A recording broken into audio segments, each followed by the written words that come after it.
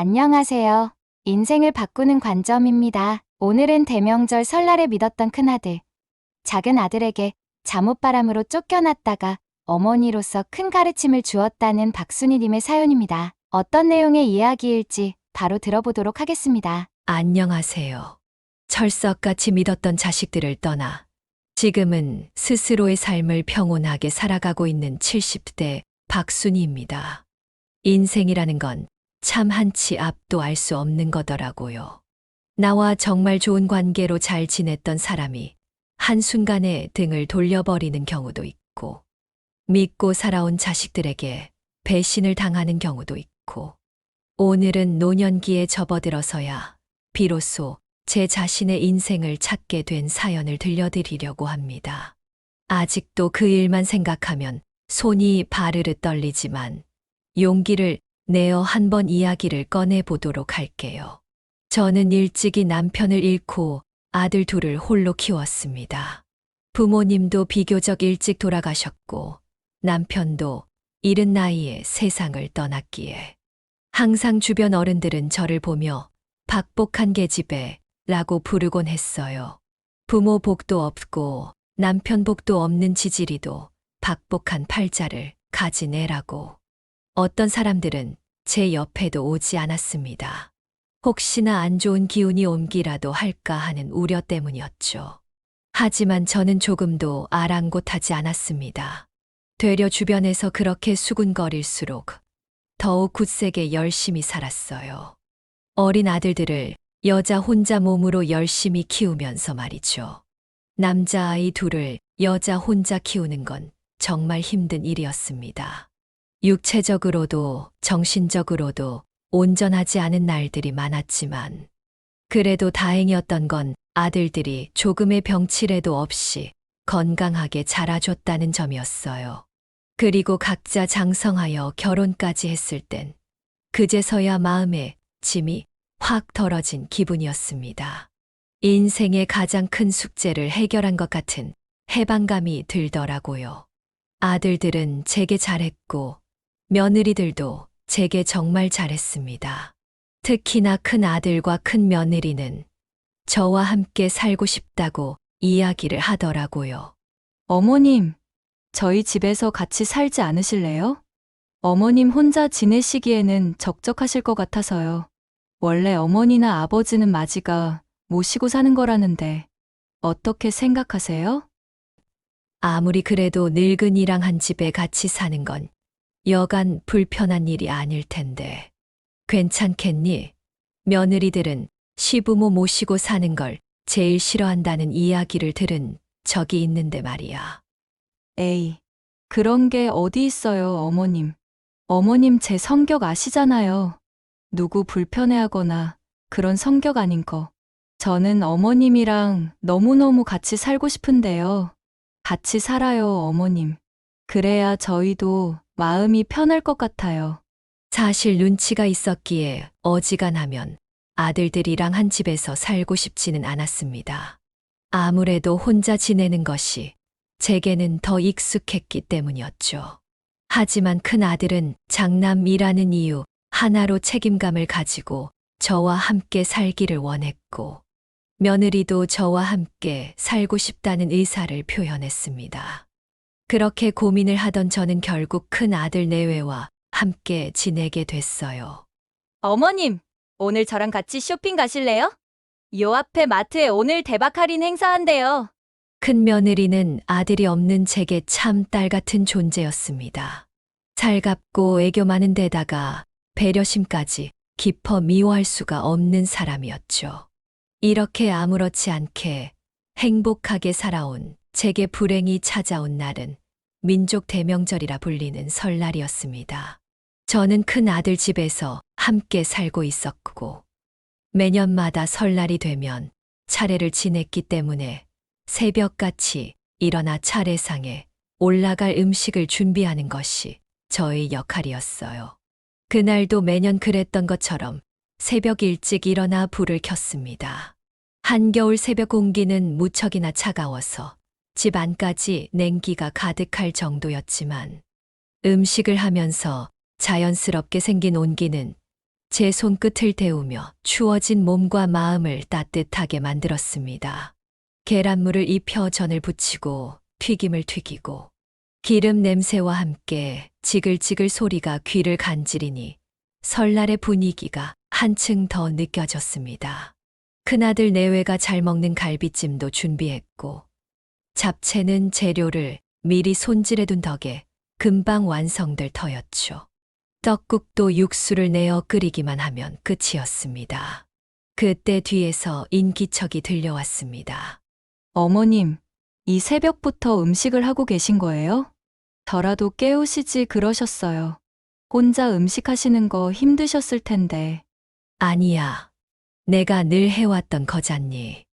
음식은 어차피 다 되어 가니까 너는 들어가서 좀 더 자라. 아니에요, 어머님. 저도 옆에서 도와드릴게요. 뭐부터 하면 될까요? 인기척의 주인공은 바로 큰 며느리였습니다. 잠귀가 어둡고 잘 깨지 않는 큰 며느리는 그날따라 제게 유독 살가웠어요. 원래는 제가 집에서 뭔가를 할 때 딱히 옆에 와서 돕는 편이 아니었는데 그날은 유난히 일찍 일어나 제 옆에서 음식하는 걸 도우려고 하더라고요. 해가 서쪽에서 떴나 싶었고 뭔가 이상하다는 느낌이 들긴 했지만 그래도 선의를 보이려는 사람을 이상하게 여기는 것도 안 좋다고 생각해 큰 며느리에게 뒷정리를 부탁했습니다. 그리고 몇 시간 후 차례를 지내고 저희 세 식구는 텔레비전을 보면서 식사를 했어요. 그런데 그날따라 정말 분위기가 이상했습니다. 큰 며느리는 밥을 먹는 내내 뭔가 할 말이 있는 듯 저를 힐끗 쳐다봤고 큰 아들은 입을 꾹 다물고 묵묵히 밥만 먹었어요. 묘하게 이질감이 드는 분위기에 결국 참다 못한 저는 먼저 입을 열었습니다. 너희 둘, 오늘따라 왜 그래? 아가, 너 나한테 무슨 할 말 있니? 그리고 성범아, 너는 무슨 일 있는 거야? 밥 먹는데 한마디도 안 하고. 저 어머님, 드릴 말씀이 있어요. 그래, 뭔데? 말해봐라. 어머님 정말 죄송해요. 앞으로 저희 같이 사는 건 어려울 것 같아요. 큰 며느리의 말은 망치로 머리를 맞은 것처럼 충격적이었습니다. 그 말을 듣는 순간 저는 할 말을 잃고 말았어요. 너무 갑작스럽더라고요. 뭐라고? 그게 무슨 말이냐? 갑자기 같이 지내는 건 어려울 것 같다니. 무슨 일 있니? 어머님도 아시겠지만 요즘 세상 돌아가는 게 예전 같지 않잖아요. 저희 둘 다 일을 하고는 있지만 솔직히 말씀드리면 3인 가족이 이 정도로 가지고 먹고 살기에는 생활비가 좀 빠듯해요. 이번에 저희 연봉 협상도 실패했고 이 사람 회사는 지금 적자 나서 엄청 휘청거린다고 하더라고요. 희망퇴직도 언급되는 상황이고요. 저희 입에 풀칠하기도 힘든 시점에 어머님까지 모시고 살기엔 아무래도 저희가 감당하기가 힘들 것 같아서요. 너무 황당했습니다. 고작 자기네들 먹고 살기 힘들다는 이유로 저를 내쫓는 거라니. 저는 큰아들 내외와 함께 살면서 되려 도움을 주면 좋지. 단 한 번도 용돈을 달라고 이야기를 한 적도 없었고 밥을 축낸 적도 없었습니다. 물론 다들 어렵게 사는 건 알고 있지만 아무리 그래도 그렇지 이렇게 통보식으로 말을 하는 것은 옳지 않은 거라 생각했어요. 너희 말대로라면 내가 이 집에서 애당초 짐이 된다고 생각한 거냐? 내가 너희한테 용돈 달라고 손 벌린 적 단 한 번이라도 있냐? 아니면 이거 사달라 저거 사달라 바라기를 했냐? 밥을 축내길 했냐? 아니면 살림을 못한다고 너를 들들 볶으면서 구박하기를 했냐? 너희 둘 다 맞벌이로 힘든 거 아니까 내가 집 청소도 다 해주고 밥도 다 해주고 했는데 너희가 힘들어서 날 데리고 살기 힘들 것 같으니 이 집에서 나가라고? 예, 이건 예의가 아니지. 어머님, 정말 죄송해요. 저희도 이런 말씀 드리고 싶지 않았어요. 그래도 상황이 상황이니만큼 이해를 좀 해주셨으면 좋겠어요. 지금 당장은 아니지만 머지않아 회사가 문을 닫게 된다거나 직장에서 해고를 당하게 된다면 저희 입장도 곤란해지니까. 맞아요. 이런 결정 내릴 수밖에 없었던 저희 입장도 좀 생각해 주세요, 어머니. 저희가 오죽 부담스러웠으면 이렇게까지 이야기를 하겠어요. 이렇게 이야기해야만 하는 저희 마음도 편치가 않아요. 너무 불편하다고요. 부담스럽다라는 큰 아들의 말은 제 가슴을 아프게 후벼 팠습니다. 오랜 시간 동안 큰 아들 내외와 함께 지내면서 불편함을 줬던 건 하나도 없다고 생각하는데 어떻게 제 어미를 부담스러운 존재라고 생각할 수가 있는지. 저는 아들과 며느리의 이야기를 듣고서는 머리가 백지장처럼 하얘졌고 한동안 아무 말도 할 수 없었습니다. 이 모든 상황이 꿈인지 현실인지 구분이 되지 않더군요. 한참 동안 입을 닫고 있었던 저는 겨우 입을 열었습니다. 그래, 알았다. 너희가 그렇게 부담스럽고 상황이 힘들다는데 짐덩어리린 내가 떠나줘야지. 언제까지 나가주면 되겠니? 이번 주, 다음 주 말만 해라. 언제든지 짐 싸서 나가줄 테니. 안방에 있는 어머님 짐 정리하시고 최대한 빨리 나가주셨으면 좋겠어요. 지낼 곳은 따로 알아보시는 게 나을 것 같아요. 어머님 친구분도 많으실 테니까. 아니면 도련님 집에서 잠깐 지내셔도 좋을 것 같고요. 아, 그래. 그게 좋겠네. 석현이네 집에 가서 지내세요, 어머니. 석현이는 가게 잘 되니깐 돈도 많이 벌고 어느 정도 여유도 있잖아요. 이왕 이렇게 된 거 시간 길게 끌 것 없이 오늘 바로 가시는 게 좋을 것 같아요. 제가 석현이한테는 전화 따로 해둘게요. 결국 그날 아침 저는 짐을 제대로 싸지도 옷을 제대로 갖춰 입지도 못한 채 잠옷바람으로 집을 떠나게 됐어요. 그렇게 정신없이 밖으로 나와 보니 겨울바람이 아주 매섭게 불고 있더군요. 휴대폰을 켜서 날씨를 보니 영하 10도를 웃도는 기온이더라고요. 영하 10도의 날씨는 뼛속까지 시리게 만들었습니다. 게다가 설날 아침이라 그런지 거리는 고요했고 어쩌다 보이는 행인들은 두터운 옷으로 무장한 채로 느리게 제 옆을 지나갔습니다. 저처럼 잠옷 차림으로 거리를 헤매는 사람은 어디에도 없었죠. 그래도 이대로 계속 밖에서 서성이고만 있으면 죽도 밥도 안 된다는 것을 알고 있었기에 저는 큰 아들이 말한 대로 작은 아들 집으로 버스를 타고 찾아갔어요. 버스를 타고 가는 동안 버스 안에 있는 사람들이 모두 저를 쳐다보는 것이 느껴졌습니다. 하긴 충분히 그럴 수도 있겠다 싶었어요. 영하 10도의 날씨에 겨우 패딩 하나 입고 잠옷 차림으로 버스에 탄 노인이라니 치매라도 걸린 건 아닐까 싶었을 겁니다. 작은 아들은 평소에도 제게 습관처럼 어머니, 우리 집은 언제든 오셔도 돼요? 라고 말하곤 했기에 일단 오긴 왔지만 정작 작은 아들의 집 근처에 도착하자 또 다시 마음이 복잡해졌습니다. 이 차림새로 문을 두드려도 괜찮을까? 오늘은 설날인데 내가 괜히 민폐만 끼치는 건 아닐까? 하지만 영하 10도의 차갑고 시린 바람이 제 고민을 밀어냈고 저는 긴장을 가득 안고서 작은 아들 집으로 향했습니다. 누구세요? 석현아, 엄마다. 문 좀 열어다오. 얼마 지나지 않아 현관문이 열리고 그 안에서 작은 아들이 나왔습니다. 작은 아들은 현관문 앞에 서 있는 제 모습을 보고서는 말도 안 나온다는 황당한 표정으로 이렇게 묻더군요. 어머니, 오늘 영하 10도인데 이 추운 날씨에 이 차림으로 여기까지 오신 거예요? 성범이한테 전화 못 받았니? 너한테 따로 연락한다고 하길래 나는 어느 정도는 이야기 들었을 줄 알았는데 엄마 성범이네 집에서 나왔다. 사정이 좀 있어서. 네. 형네 집에서 나오셨다고요? 제 이야기를 들은 작은 아들의 표정은 순간 확 일그러졌습니다. 그 표정 안에는 여러 가지 감정들이 가득 담겨 있는 것 같았어요. 작은 아들이 아무 말 없이 저를 쳐다보고만 있던 그때 집 안에서 작은 며느리의 목소리가 들려왔습니다.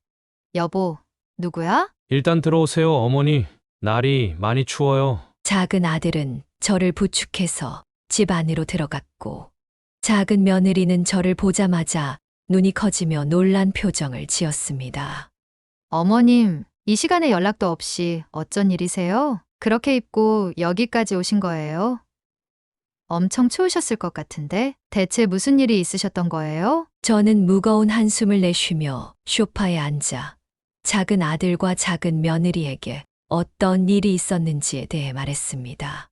말을 이어가는 동안 작은 아들은 아무 말 없이 제 이야기를 들어줬지만 작은 며느리는 시선을 피하며 어딘가 불편한 기색을 보였습니다. 이야기가 끝나자 작은 며느리는 안타까운 표정으로 말했습니다. 고생 많으셨어요. 우선 몸이라도 좀 녹이실 수 있게 따뜻한 유자차 한 잔 타서 드릴게요. 감기 걸리시면 안 되니깐요. 그리고 잠시 저희끼리 이야기 좀 나누겠습니다, 어머님. 그리고는 제게 따뜻한 유자차 한 잔을 건네준 뒤 작은 아들을 데리고 안방으로 들어갔습니다. 거실에는 저 혼자 덩그러니 남게 됐죠. 텔레비전 하나 켜져 있지 않았던지라 두 사람이 나누는 대화 내용은 제 귀에 아주 선명하게 들려왔습니다. 아니, 누가 생각이나 했겠냐고. 어머니가 형네 집에서 쫓겨날 거라고. 나도 지금 엄청 당황스러워서 뭐라고 말해야 할지 감도 안 잡히는데 대체 나한테 화를 왜 내는 건데?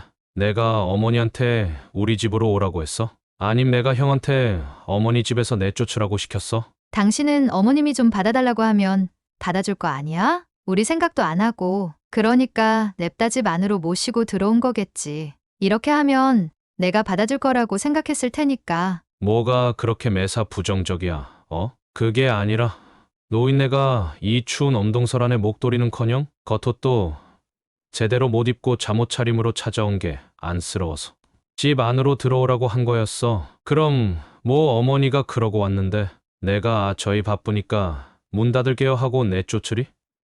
입장 바꿔서 생각해봐. 장모님이 그러고 찾아오셨음 당신 외면했을 수 있겠어?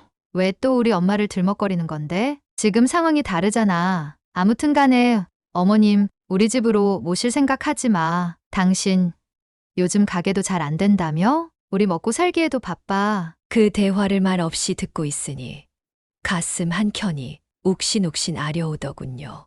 나는 큰 아들도 모자라 작은 아들에게까지 버림받은 거구나 하는 생각이 절로 들었습니다. 그리고 얼마 지나지 않아 작은 아들은 미안한 표정으로 방에서 나와서는 제게 이렇게 말했습니다. 어머니, 죄송해요. 많이 기다리셨죠? 응, 아니다. 괜찮아. 그 어머니 정말 죄송합니다. 저도 마음 같아서는 어머니 모시고 살고 싶은 마음이 굴뚝 같은데 지금 상황도 상황이고 애들 학원비에 대출금에 나갈 돈이 너무 많다 보니까 어머니를 모시고 살기에는 저도 힘들 것 같아요. 죄송해요. 누가 나 데리고 살아달라고 부탁이나 했니? 그럴 생각 없다. 대신 며칠만 집에 좀 있을 수는 없겠니? 나도 갈 곳을 좀 알아봐야 해서. 아무 준비도 안 된 상태에서 쫓겨나는 바람에 더도 말고 덜도 말고 딱 며칠이면 된다. 그 시간까지는 쥐 죽은 듯 집에서 조용히 방해되지 않게 지낼게. 어머님 죄송해요. 요즘 애들도 예민한 시기이고 저희도 요즘 정신없이 바빠서요. 어머님까지 신경을 써 드릴 수는 없을 것 같아요. 어머님이 하루든 이틀이든 저희 집에 머무르시는 것만으로도 저희가 많은 걸 신경 써 드려야 하는 거잖아요. 저희 입장도 좀 이해해 주세요, 어머님. 작은 며느리가 단호한 표정으로 딱 잘라 말하던 그 순간 큰 손녀와 작은 손녀가 잠에서 깬 듯 거실로 나왔습니다. 거의 2년 만에 만나는 손녀들이었기에 저는 반가운 마음에 손녀들에게 두 팔을 뻗어 다가갔어요. 그런데 제 모습을 본 큰 손녀의 말에 저는 또 한 번 상처를 입고 말았습니다. 헐, 할머니, 옷이 그게 뭐예요? 이 추운 겨울에 웬 잠옷바람? 응. 아, 할미 옷이 좀 그렇지. 할미가 급하게 오느라고 옷을 갖춰 입지도 못하고 왔네. 그러고 여기까지 오신 거예요? 다른 사람들이 되게 꼴사납다고 생각할 것 같아요. 약간 다 늙어서 저게 무슨 주책이야. 이런 느낌? 민선이 너 할머니한테 말하는 본세가 그게 뭐야? 버릇없게 어른한테 꼴사납다니. 당장 사과드리지 못해. 죄송해요 어머니. 일단은 지금 가시는 게 좋을 것 같아요. 큰 손녀에게 꼴사나워 보인다. 라는 이야기까지. 들은 저는 조용히 짐을 챙겨 작은 아들의 집에서 나왔고 또 다시 거리를 헤맸습니다. 눈물은 이미 얼어붙은 듯 나오지 않았고 허기와 추위가 점점 몸을 잠식해 갔어요. 이대로 있다가는 정말 길바닥에서 죽을 수도 있겠다 싶어서 어딘가에라도 들어가기 위해 몸을 녹일 만한 곳을 눈으로 열심히 찾았습니다. 그 순간 찜질방 간판이 눈에 들어왔고 저는 수중에 가지고 있는 몇 푼 남지 않은 돈으로 찜질방에 들어갈 수 있었어요. 찜질방 안은 숨을 쉴 때마다 시린 느낌이 들었던 바깥과는 달리 아주 따뜻했습니다. 그 따뜻함에 몸은 조금씩 풀렸지만 마음은 여전히 얼어붙어 있었어요. 한쪽 구석에 자리를 잡고 앉아있던 저는 어린아이들의 웃음소리를 들었습니다. 고개를 돌리니 가족 단위로 온 사람들이 삼삼오오 모여 즐겁게 시간을 보내고 있더라고요. 그 모습을 보며 제 눈에는 눈물이 맺혔습니다. 제가 가족들과 함께 보낼 설날을 기대했던 모습과 너무나도 대조적이었기 때문이었죠. 그렇게 갈 곳 없이 찜질방에서 며칠을 보낸 저는 스스로에게 계속 되물었습니다. 집에서 쫓겨날 만큼 아들과 며느리를 불편하게 한 걸까? 내가 뭘 그렇게 잘못해서 쫓겨나게 된 걸까? 나는 앞으로 어떻게 살아야 할까? 하지만 아무리 혼자 생각을 해도 달라지는 것은 아무것도 없었습니다. 고민이 전혀 해결되지 않고 계속 실타래처럼 의문만 늘어갈 뿐이었죠. 나 자신에 대한 의문, 어떻게 해야 할까에 대한 고민. 계속해서 머리를 싸매고 있던 저는 결국 찜질방에 들어온 지 5일 만에 스스로 결단을 내리게 됐습니다. 그리고 찜질방에서 나오면서 옷을 갈아입고 곧장 은행으로 향했어요. 오랫동안 들어놓았던 적금 통장과 한 번도 꺼내지 않았던 비상금 통장에서 돈을 인출하기 위함이었죠. 적금 통장과 비상금 통장이라는 말에 다들 많이 놀라셨을 겁니다. 사실 저는 30년 동안 반찬 가게를 운영하던 사장님이었어요. 30년을 시장에서 반찬 가게를 운영하며 하루하루를 보냈던 제 삶을 돌이켜보면 참으로 치열하고도 보람찼다고 자랑스럽게 말할 수 있습니다. 제가 처음 반찬 가게를 시작했을 때는 작은 공간에 반찬 몇 가지로 작고 소박하게 시작했어요. 하지만 제가 만든 반찬을 좋아해 주시는 손님들이 점점 늘면서 가게도 커졌고 매출도 오르게 됐죠. 그때부터 저는 마음속으로 이렇게 생각했습니다. 내가 지금 번 돈은 온전히 내 돈이 아니다. 내 가족을 위한 돈이다. 지금까지 번 돈은 모아놨다가 언젠가 정말 필요할 때 우리 가족을 위해 써야지. 그래서 제 이름으로 된 비상금 통장과 적금 통장을 하나 만들었습니다. 아이들이 어릴 때부터 저는 달달이 적금을 부었고 생활비를 아껴가며 조금씩 돈을 모았습니다. 장사가 잘 될 때는 100만 원, 장사가 조금 안 될 때는 50만 원씩이라도 넣었습니다. 그렇게 30년을 모은 돈이 어느덧 5억 원이라는 큰 금액이 되었습니다.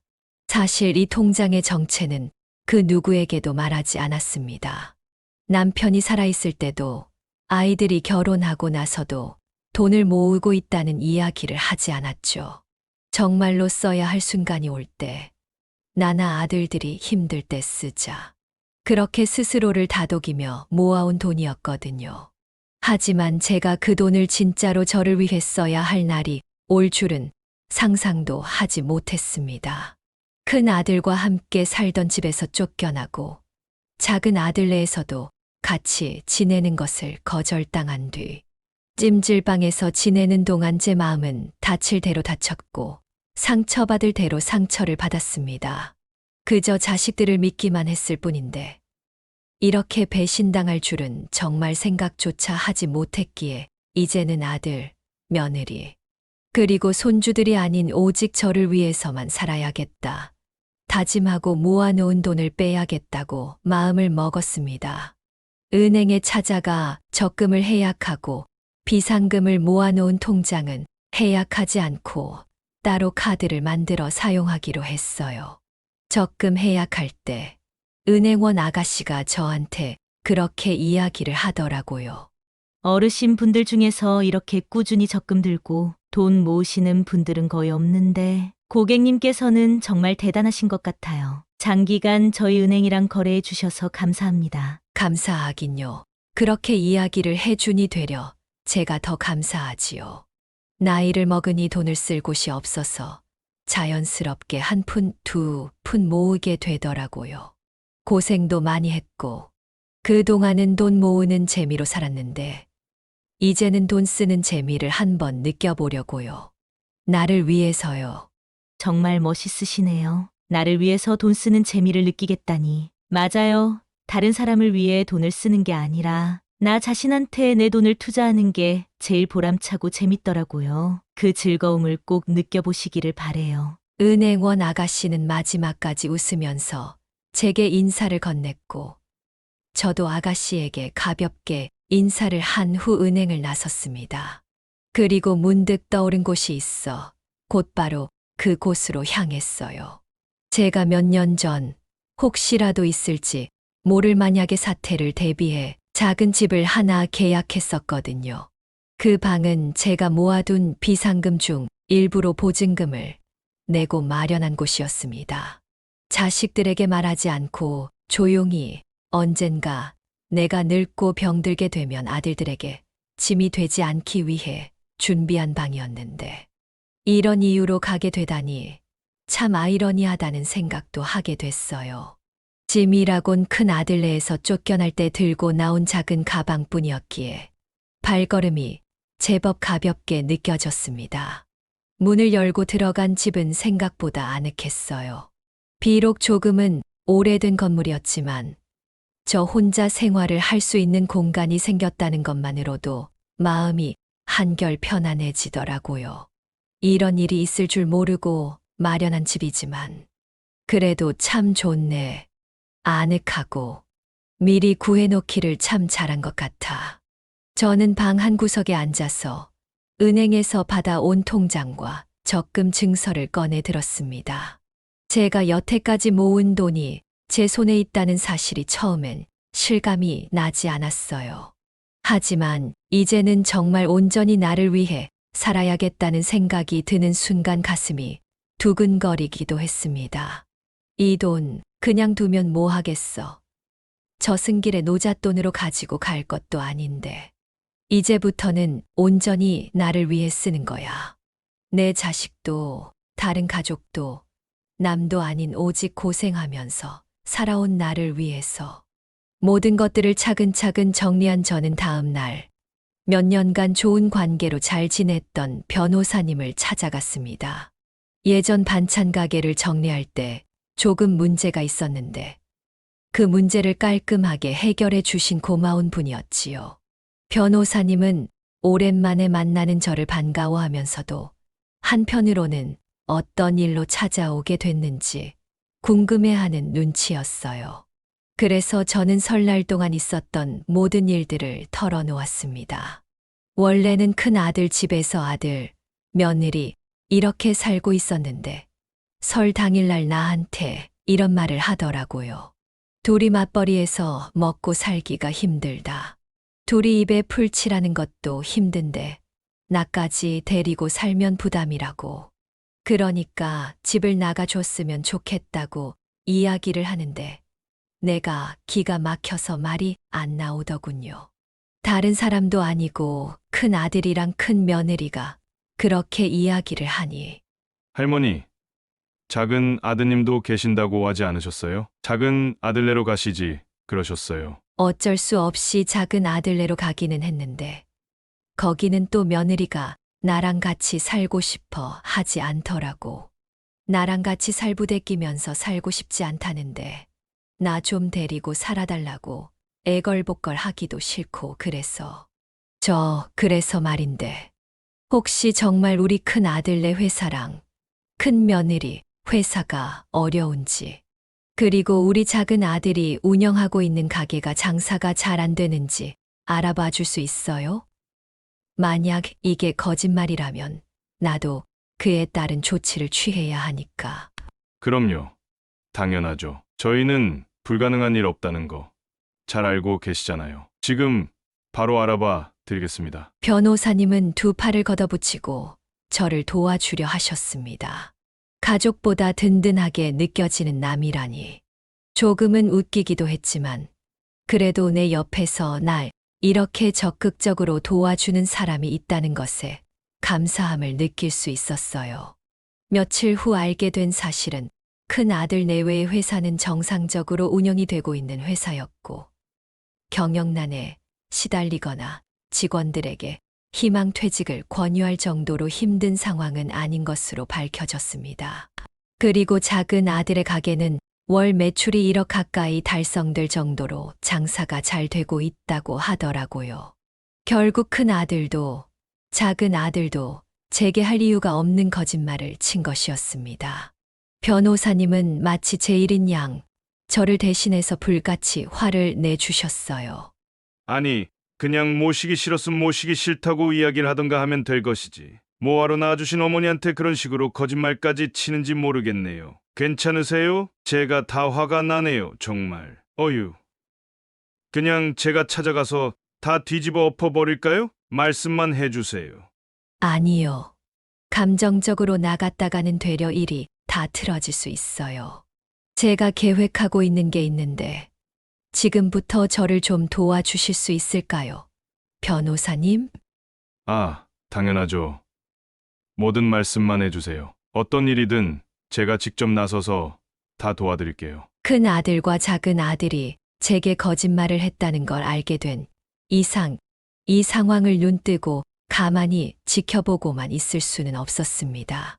이걸 이대로 유야무야 넘어가게 된다면 저는 바보가 되어버리는 것이었으니까요. 그렇게 설날 당일로부터 일주일 정도가 지났을 즈음 큰 아들에게서 전화 한 통이 걸려왔습니다.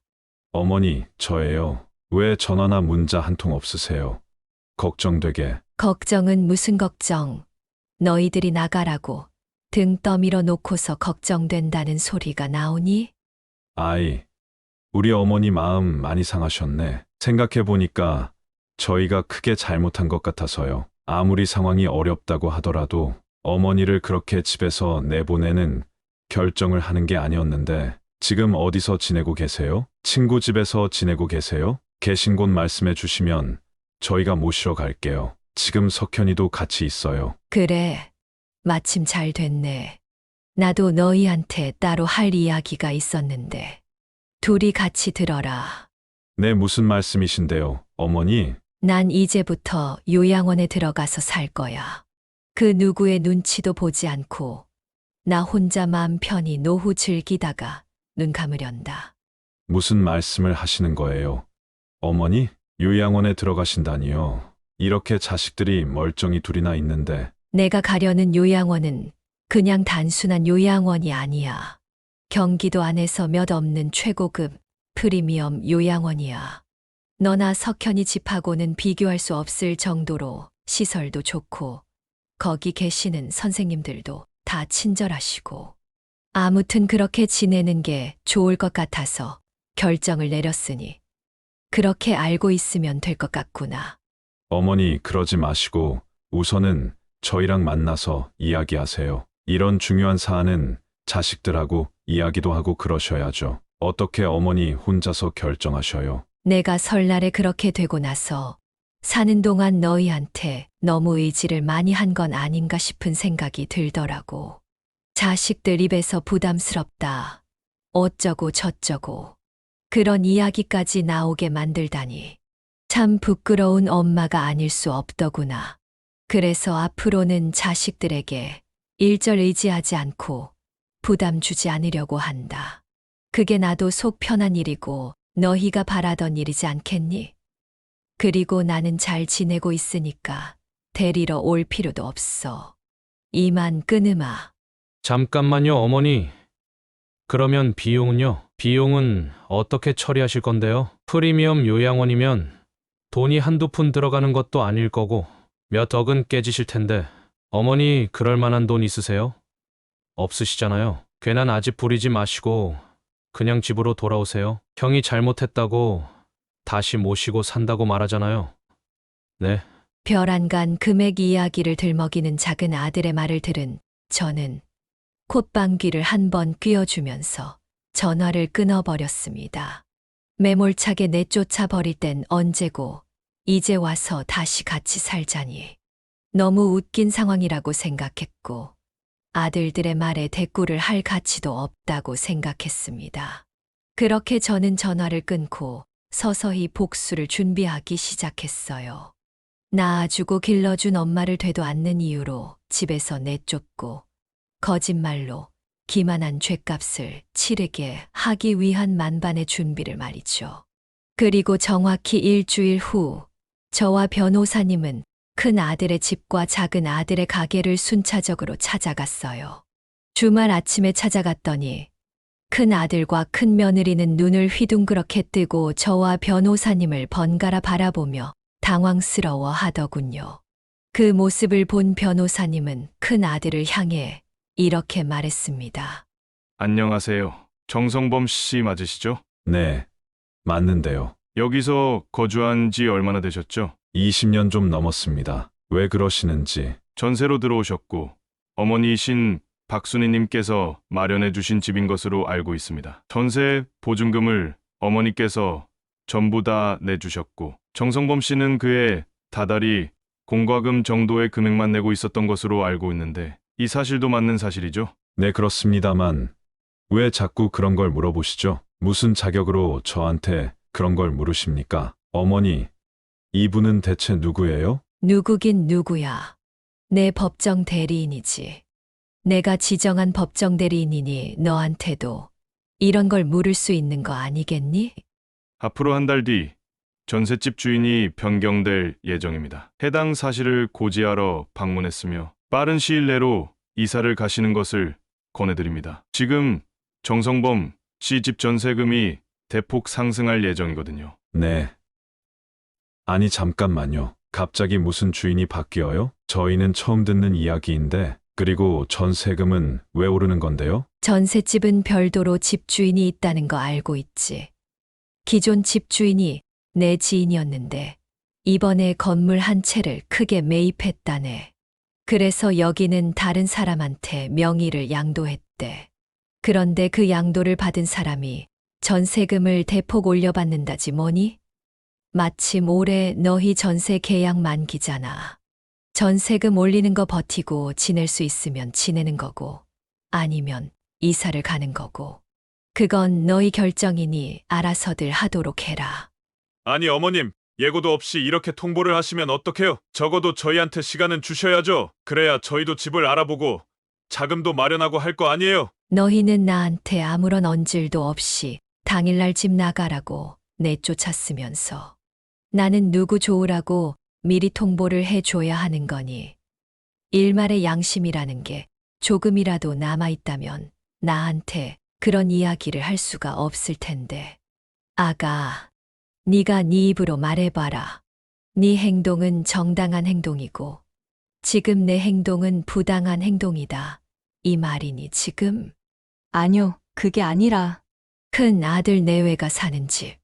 저와 함께 살았던 그 집은 사실 큰 아들의 결혼 선물로 제가 마련해 준 신혼집이었습니다. 그 집에서 어쩌다 제가 함께 살게 된 것이었고 마침 집주인이 저와 친하게 지내던 지인이었기에 전세금도 다른 집보다는 훨씬 저렴하게 들어올 수 있었죠.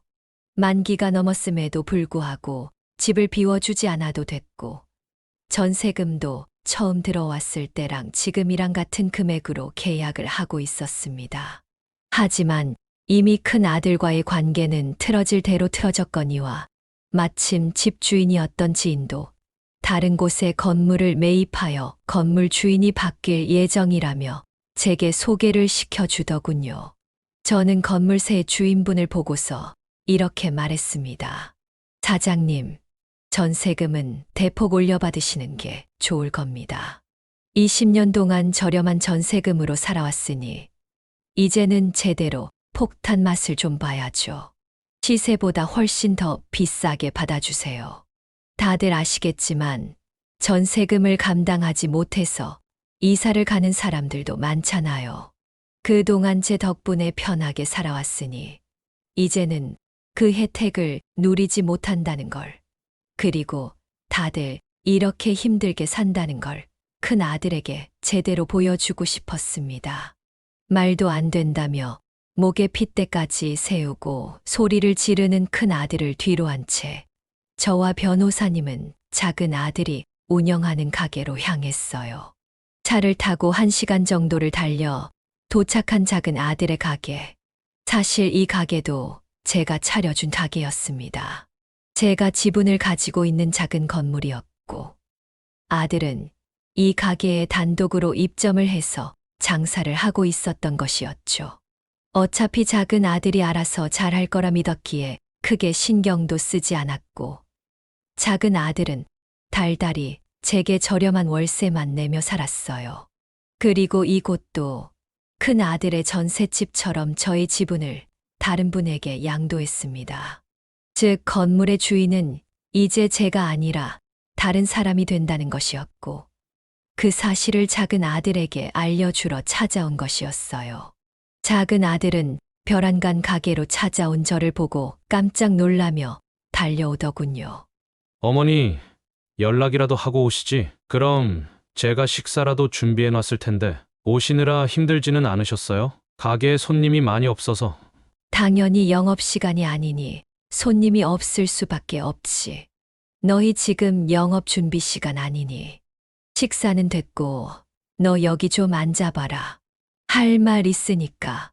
작은 아들은 식은땀을 삐질삐질 흘려가며 저희 맞은편에 앉았고, 저와 변호사님도 자리에 앉아 작은 아들에게 서류 한 장을 내밀었습니다.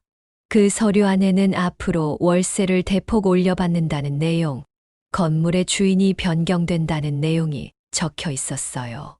작은 아들은 엄청나게 오른 월세를 보며 눈을 크게 뜨고 제게 물었습니다. 어머니, 이 서류 대체 뭐예요? 무슨 일 있으세요? 갑자기 왜 멀쩡한 건물 지분을 다른 분한테 파신 거예요? 내가 말했지 않니? 난 앞으로 요양원에 들어가서 아무 근심 걱정 없이 맘 편하게 살고 싶다고. 편하게 살려면 내가 가진 것들부터 정리해야 하는 거 아니겠어. 새로 건물 양도받으시는 분은 원칙을 철저하게 지키시는 분이니 월세를 깎아달라느니, 조금 늦게 드리겠다느니, 그런 소리는 씨알도 안 먹힐 거다. 그럼 그냥 건물 지분을 가지고 계시기만 해도 되는 거잖아요. 굳이 뭐하러 다른 분께 가게를 파세요? 지금이라도 마음이 바뀌었다고 못 팔겠다고 말하세요. 그쪽에다가 만약 정 관리하기 힘드시다고 하면 차라리 제 이름으로 명의를 넘겨주셔도 되고요. 아직도 상황 파악이 안 되니 내가 너를 뭘 믿고 건물 명의를 넘겨줘. 너한테 넘겨줄 바에야 차라리 생판 모르는 남한테 넘겨주는 게 훨씬 마음 편하고 좋지. 그리고 내가 건물을 팔겠다는데 그것도 네 허락을 맡아야 하는 거냐? 내가 내 건물도 마음대로 못 팔고 아들 눈치를 봐야 하는 거야. 그건 아니지만 아무리 그래도 이건 아니죠. 장사가 그렇게 잘 되는 편도 아닌데. 이 정도 월세를 어떻게 내면서 살아요, 어머니? 설날 일 때문에 서운해서 그러시는 거라면 제가 몇 번, 아니 몇백 번이라도 무릎 꿇고 사죄드리겠습니다. 어머니 분이 풀릴 때까지 욕을 하고 때리셔도 돼요. 그러니까 이분한테 건물 양도하지 마세요, 어머니. 저 이러다가 파산할 수도 있어요. 이건 정말 아니잖아요. 네. 아니, 내 사과 같은 건 받고 싶지도 않다. 그리고 장사가 안 된다고. 내가 그동안 네가 알아서 잘하겠지 하고 신경을 안 쓰고 있었는데 사람을 속여 먹으려면 좀 그럴듯하게 속이던지. 인터넷에 너희 가게 유명하다고 월 매출 1억씩 나온다고 아주 대놓고 홍보를 하고 있더라.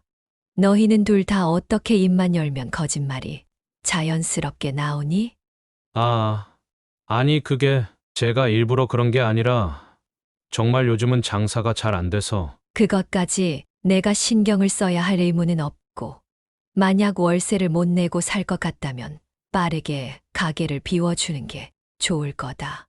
뭐 다른 곳으로 이전을 하던지 그거는 알아서 할 문제다만 지금 시국에 월세를 저렴하게 받는 빈 건물이 과연 있을까 싶다.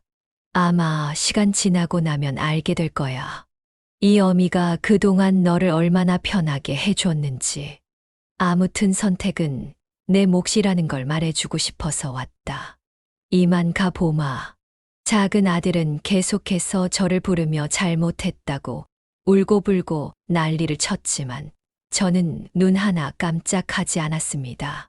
잘못했다고 해서 받아주게 되면 결국에는 똑같은 일이 일어날 것이 뻔했고, 무엇보다 저를 기만한 아들들이 괘씸해서 도저히 용서를 할 수가 없었습니다. 그래서 저는 지나온 세월들을 뒤로한 채 아들들과 평생 연을 끊고 살기로 마음을 먹었어요. 변호사님은 집으로 돌아가는 길에 제게 이렇게 물었습니다. 어머님, 이제 마음 좀 편안하세요? 솔직히 말하면 편안한지는 잘 모르겠어요. 그래도 잘했다 싶어요. 만약 내가 이렇게 독하게 마음을 먹지 않았다면 큰 아들, 작은 아들, 그리고 우리 며느리들까지 모두 다 나를 만만한 노친네라고 얕봤을 테니까요. 진작에 이렇게 했어야 했는데 제가 너무 물러 터진 사람이었어요. 진작에 이렇게 단호하게 행동을 해볼 걸. 지난 날에 대해 후회도 되고 기분도 참 싱숭생숭하고 그러네요. 물러터졌다니요. 전혀 그렇지 않아요. 어머님 잘못이 아니라 어머님을 속이고 집에서 내쫓고 받아주지 않은 큰 아드님 내외랑 작은 아드님 내외가 잘못한 거죠. 어머님은 엄연히 거짓말에 피해를 입으신 거니까 그렇게 생각 안 하셨으면 좋겠어요. 앞으로 어떻게 지내실 거예요? 내가 말했던 것처럼 이제는 요양원에 들어가서 마음 편하게 살려고요. 근처에 알아봐 놓은 곳이 있거든요. 프리미엄 요양원이라고 해서 우리가 아는 그런 요양원 말고 호텔식으로 되어 있는 요양원이 있대요. 거기서 생활을 하려고 신청을 해 놓은 상태고요. 그동안 고생만 하고 살았으니 이제는 오직 나 하나만을 위해서 살아가 보려고요. 남은 인생은 그렇게 길지 않을 테니까. 아무튼 저를 도와줘서 정말 고마워요, 변호사님. 에이, 뭐려. 저는 그저 해야 할 일은 한 것일 뿐인걸요. 아무튼 이번 일이 제대로 마무리가 되어서 다행이에요. 어머님, 속도 확 풀리신 것 같고요. 나중에 진짜로 가게를 빼는지 계속 운영을 하는지, 그리고 큰 아드님은 이사를 갔는지 한번 살펴보러 오세요. 저는 고개를 끄덕이며 창밖으로 지나가는 풍경들을 바라보면서 생각에 깊이 잠겼습니다. 그래도 10달 동안 내가 품어서 내 배 아파 낳은 자식들인데 너무 단호하게 행동을 한 건 아닐까? 내가 정말 잘한 게 맞을까? 이런 생각이 순간 들었지만 다시금 마음을 다잡았습니다. 나는 절대로 잘못한 것이 아니라고. 내가 내린 결론이 제일 옳았다고 말이죠. 그렇게 한바탕 소동이 벌어진 후 저는 요양원으로 입소를 하게 됐고, 한 달 후 변호사님에게 전화 한 통을 받게 됐습니다. 어머님, 잘 지내고 계시죠? 다름이 아니라 큰 아드님이랑 작은 아드님 소식 들으셨나 해서요. 아마도 못 들으셨을 것 같은데 좋은 소식은 아니지만 말씀해 드릴까요? 아이고, 그러고 보니 벌써 한 달이라는 시간이 흘렀네요. 어떻게 됐는데요? 들어보니깐 큰 아드님은 전세금 감당을 못해서 그냥 집 빼고 다른 지역에 저렴하고 평수 작은 아파트로 이사를 가셨다고 하고요. 작은 아드님은 결국 월세가 너무 비싸다는 이유로 가게를 닫으셨다고 하더라고요. 저렴하게 월세 받는 곳 찾아봐도 없어서 그냥 장사를 포기하신 것 같아요. 참 웃기지 않아요? 월 매출이 1억이라면서 월세 500만 원 낼 돈도 없나 정말. 저 같으면 500만 원만 내겠어요? 1000만 원도 거뜬히 낼 수 있을 것 같아요. 장사만 잘 된다면. 변호사님이 말해주길 큰 아들 내외는 전세금을 감당하지 못해서 저렴한 아파트로 이사를 가게 됐고 작은 아들은 오른 월세를 낼 수가 없어서 폐업을 했다고 하더군요. 참 기가 막히고 우스운 상황이었습니다. 불과 한 달 전까지만 해도 큰 아들 내외는 저와 아무런 문제 없이 잘 지내고 있었고 작은 아들은 월 매출이 1억에 달하는 맛집을 운영하고 있었는데 하루아침에 이렇게 상황이 변하게 되다니. 사람 일이라는 건 정말 알 수가 없는 거라는 걸 확실하게 알 수 있었어요. 이야기는 전에 들었지만 그래도 제 눈으로 직접 보고 싶어 요양원에서 잠시 외출을 해서 버스를 타고 큰 아들이 살던 집으로 향했습니다. 원래 아들 집 현관문에는 아무것도 붙어 있지 않았는데 강아지가 많이 짖어요 라는 스티커가 붙어 있고 어린 아기가 살고 있으니 초인종은 되도록 누르지 말아주세요 라고 초인종에 붙어 있는 걸 보면 이사를 간 것이 확실히 맞구나 싶어 발걸음을 돌렸습니다. 그리고 작은 아들의 가게는 검색해도 정보가 나오지 않는 것으로 봐서 확실히 문을 닫은 게 맞는 것 같았어요. 모든 사실을 확인한 저는 다시 요양원으로 돌아오는 버스를 탔습니다. 그리고 함께 살았던 동네들을 지나가면서 속으로 이렇게 생각을 했어요. 영하 10도의 추운 날씨에 쫓겨나던 그날처럼 너희도 그렇게 각자의 보금자리를 떠났구나. 한 달 전까지만 해도 우리의 운명이 이렇게 될 거라는 걸 누구도 알 수 없었겠지. 어떻게 보면 참 씁쓸하다. 죽기 전까지 사이가 좋아야 할 가족들이 한순간 이렇게 남처럼 멀어졌으니 말이야. 그리고 가슴 속으로 빌었습니다. 제발 평생을 후회 속에 살았으면 좋겠다고. 자신들의 잘못된 행동을 제대로 깨우치고서 제대로 반성을 했으면 좋겠다고 말이죠. 저는 지금 아주 행복하고 건강하게 잘 지내고 있습니다. 요양원 생활은 제가 꿈꿔왔던 것보다 더 평화롭고 풍요로웠습니다. 제 인생에서 가장 단단한 결정을 내린 지금 제 마음 속엔 후회라는 단어가 자리할 틈이 없었습니다. 요양원 창문 너머로 멀리 보이는 풍경을 바라보며 다시 한번 다짐합니다. 이제는 누구의 어머니나 시어머니가 아니라 온전히 저 자신의 이름을 가지고 살아가겠다고 말입니다. 저의 긴 사연을 들어주신 모든 분들에게 감사하다는 말씀 드리고 싶습니다. 모두 건강하고 행복한 시간 보내시기를 바랍니다. 감사합니다. 네, 오늘 이야기는 어떠셨나요?